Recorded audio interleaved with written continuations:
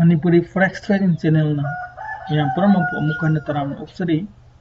ngasigi topik asidi multiple time frame analysis masi aduki matik maru oiba ko trading gi field sida am maru oiba ko kulai amakani multiple time frame analysis asi akoi aduki matik maru oi trading analysis tawu matamda masina akoi trade amabu अखोइना पामलिबा direction अमदा चटकनी हाइबगी 85% to 90% दी अखोइदा मसिना confirm तोई मसिना खोगी ट्रेड अमबु मैनेज तबु मतमदसु याम फजना मतेंग पांगी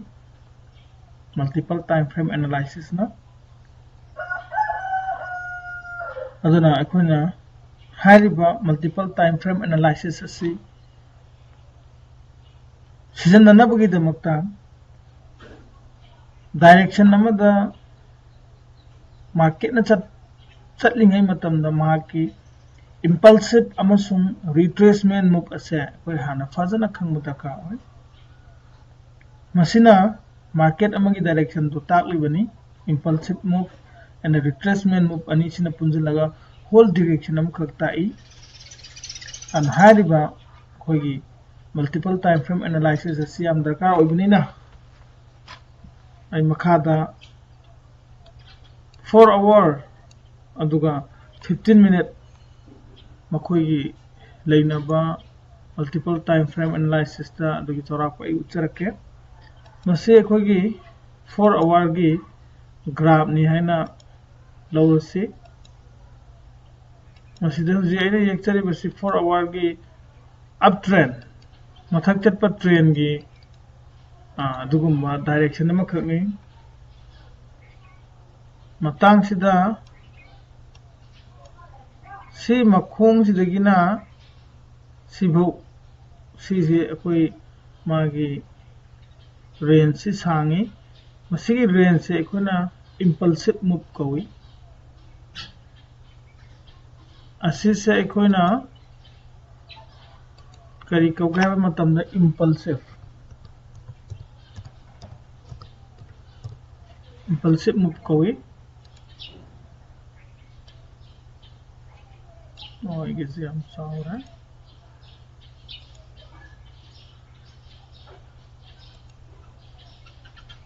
ओके सिगी मूव से कोन इंपल्सिव मूव कवी and then aduga sigi mafam da sijai se laibase sigi atien makal gi kogi range sibuna koina retracement kawai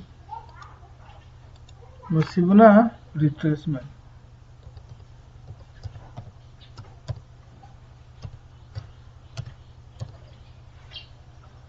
impulsive move ne retracement move ne sumaina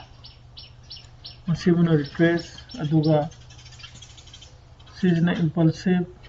sina retrace,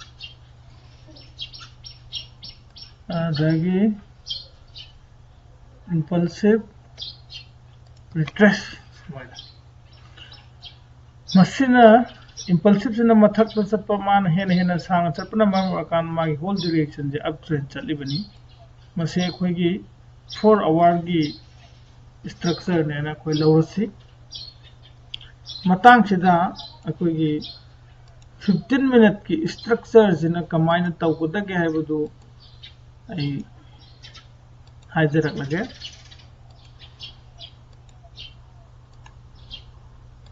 हारिबा 4 hour की सिगी मागी whole direction जे up trend जिना कोई 15 minute सिना कमाइन से कहने सब web ओइना सुगम मोंग market चटकनी सुमाइना मागी web से मु अखोगी सब वेब नाइना सुमाइना मु चटकनी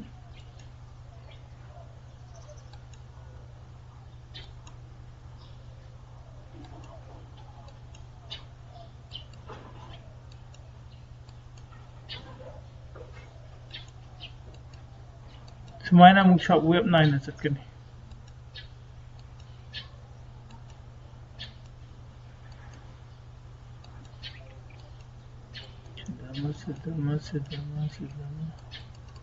Okay,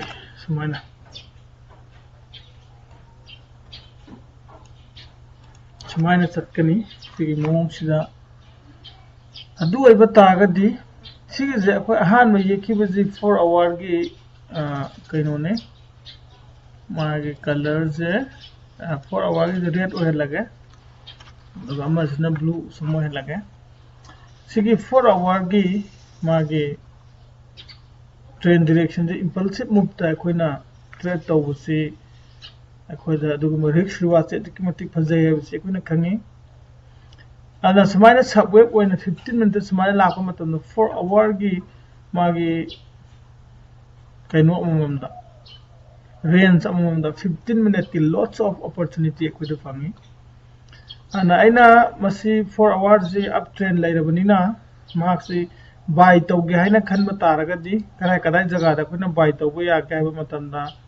si mafam je koi buy tawba yai si mafam je koi buy tawba yai sida sorry odai si mafam je ju buy tawba yai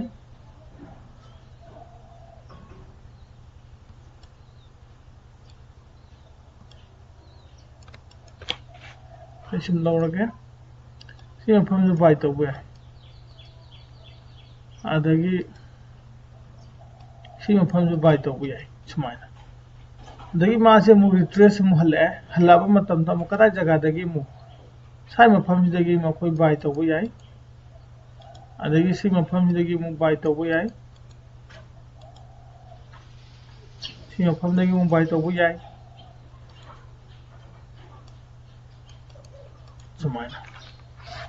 siguma mafam sing sidagi koina buy tawbi khudong saba sing koina lawba yai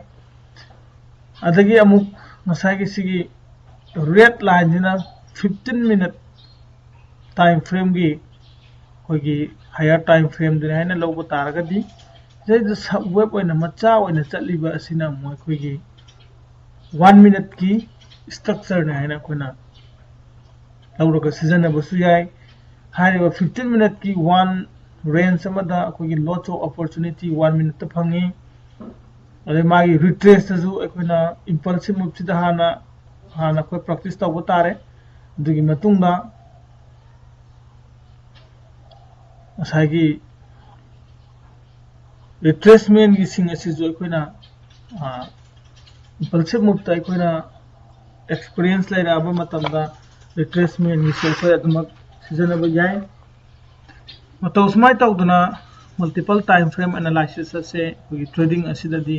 khwaidagi hena maru oiba adugu analysis makan amani aduga market kadai jaga bo retrace torok yai market amani kadai jaga bo retrace toraga kadai jaga de hangiba yai haibusina kogi adugi oithokpa yaba kaino sina atopa kogi other block aina khangnaba topic amada ai singthoi sojana semjarake other block kamai tawgani adagi other block si masi karamba mongno aduga magi supply and demand zone haiba mayam sing asi kuna khangaba matamda sugma subwave sida kadai jaga bu masi retrace lakpa yai natra kadai degi hangiba yai haiba sina